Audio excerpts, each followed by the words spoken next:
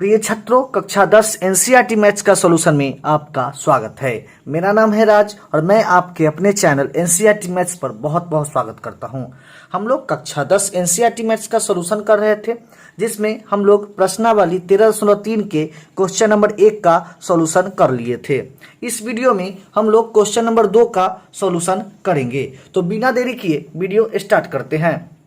Video start करने से पहले यदि आप इस चैनल से पहली बार जुड़ रहे हैं, वीडियो पहली बार देख रहे हैं, तो चैनल को सब्सक्राइब कर ले और बेल आइकन को जरूर प्रेस कर ले, ताकि जब भी मैं नया वीडियो डालूं तो समय समय पर आपको नोटिफिकेशन के माध्यम से पता चलता रहे। तो चलिए वीडियो स्टार्ट करते हैं।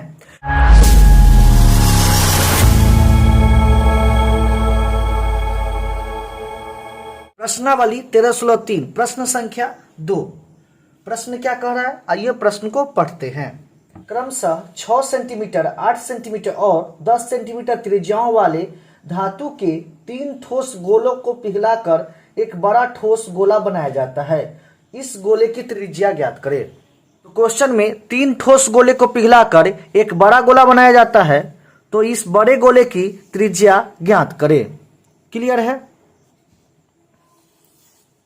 तो हम मान लेते हैं पहले गोले की त्रिज्या R1, दूसरे गोले की त्रिज्या R2 और तीसरे गोले की त्रिज्या R3 है, और बड़े गोले की त्रिज्या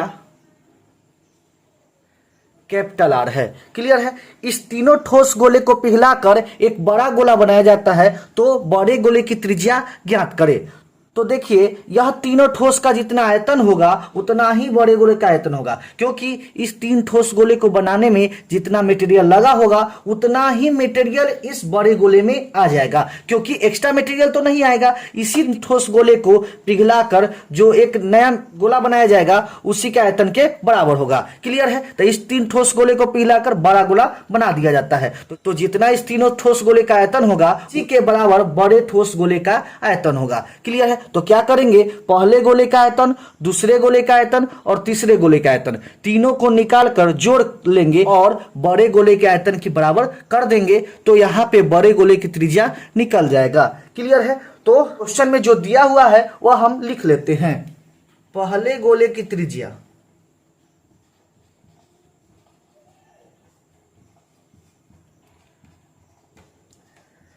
पहले गोले की त्रिज्या जिसको हम R1 माने हैं, R1 इक्वल टू 6 सेंटीमीटर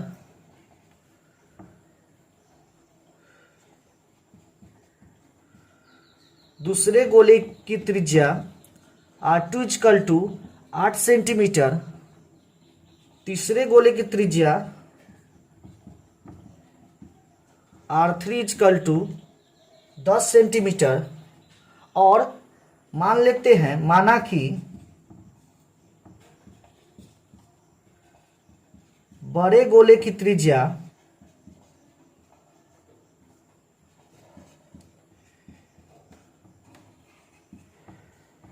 बराबर R सेंटीमीटर। क्लियर है? मान लिए बड़े गोले की त्रिज्या इक्वल टू R सेंटीमीटर। सबसे पहले हम पहले गोले का आयतन निकाल लेते हैं। इसलिए पहले गोले का आयतन कितना हो जाएगा, आप जानते हैं गोले का आयतन कितना होता है, 4/3 पाई R क्यूब। चूंकि हम पहले गोले की त्रिज्या R1 माने हैं, तो कितना हो जाएगा, 4/3 पाई R1 क्यूब। क्लियर है? जो मान दिया हुआ है वह रख लेंगे। 4/3 पाई का मान होता है 22/7, लेकिन यहाँ पे पाई का मान नहीं रखेंगे, इसको बाद में रखेंगे। R1 क्यूब, R1 का मान कितना है, 6 का क्यूब। क्लियर है? इसको हम यहीं पे छोड़ देंगे। दूसरे गोले का आयतन निकाल लेते हैं, बराबर 4/3 पाई R2 क्यूब। क्लियर है? क्योंकि हम दूसरे गोले की त्रिज्या R2 माने हैं, तो 4/3 पाई R2 क्यूब। तो कितना हो जाएगा, 4/3 पाई गुने R2 का मान कितना है, 8, तो 8 का क्यूब हो जाएगा। क्लियर है? इसको हम यहीं पे छोड़ देंगे। नेक्स्ट तीसरे गोले का आयतन निकाल लेते हैं। तीसरे गोले का आयतन बराबर कितना हो जाएगा, 4/3 पाई R3 क्यूब। तीसरे गोले की त्रिज्या हम R3 माने हैं, तो कितना हो जाएगा, 4/3 पाई R3 क्यूब। R3 का मान कितना है, 10 सेंटीमीटर, तो 10 का क्यूब। क्लियर है? इसको हम यहीं पे छोड़ देंगे। अब देखिए, अब प्रश्न से चलते हैं। प्रश्न से।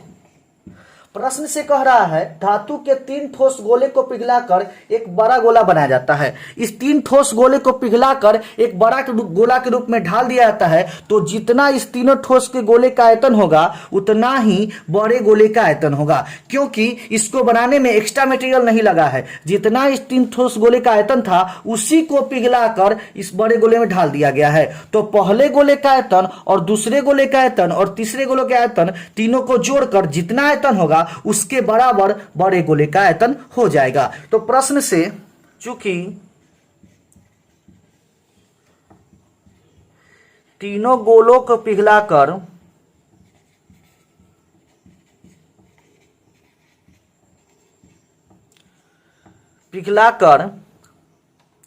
एक बड़ा गोला बनाया जाता है,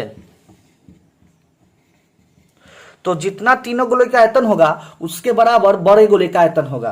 तो इसलिए बड़े गोले का आयतन कितना हो जाएगा 4/3 पाई, गोले का आयतन होता है 4/3 पाई आर क्यू। तो 4/3 पाई यहाँ पे आर के जगह पर कैपिटल आर का क्यू हो जाएगा, बराबर पहले गोले का आयतन कितना आया है 4/3 पाई गुने 6 का क्यू।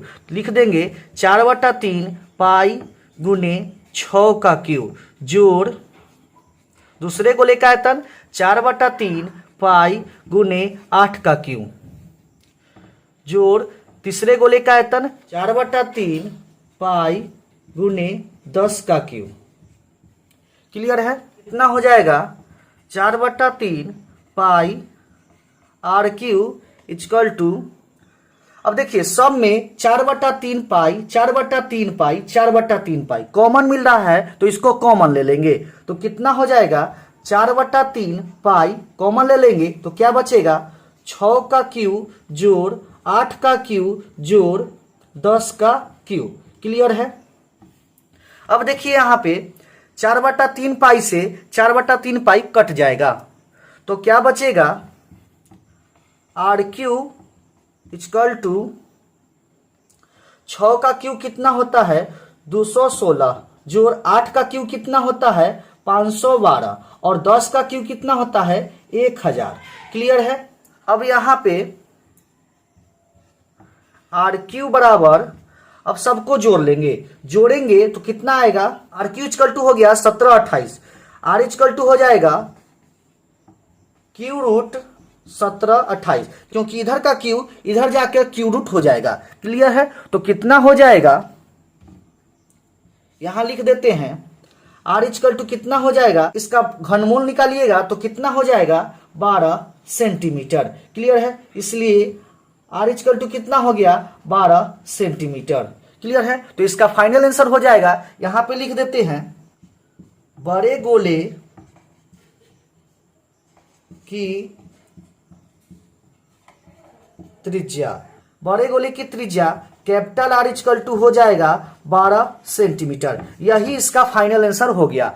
तो इस क्वेश्चन में बड़े गोले की त्रिज्या पूछ रहा था, तो बड़े गोले की त्रिज्या कितना हो गया 12 सेंटीमीटर। क्लियर है? उम्मीद करते हैं यह क्वेश्चन आपको समझ में आ गया होगा। क्वेश्चन समझ में आया है तो वीडियो को लाइक कर दे और ज्यादा से ज्यादा अपने दोस्तों के पास शेयर जरूर कर दे। अब मिलते हैं नेक्स्ट वीडियो में नए क्वेश्चन के साथ, तब तक के लिए धन्यवाद। वीडियो को ज्यादा से ज्यादा अपने दोस्तों के पास शेयर जरूर करें।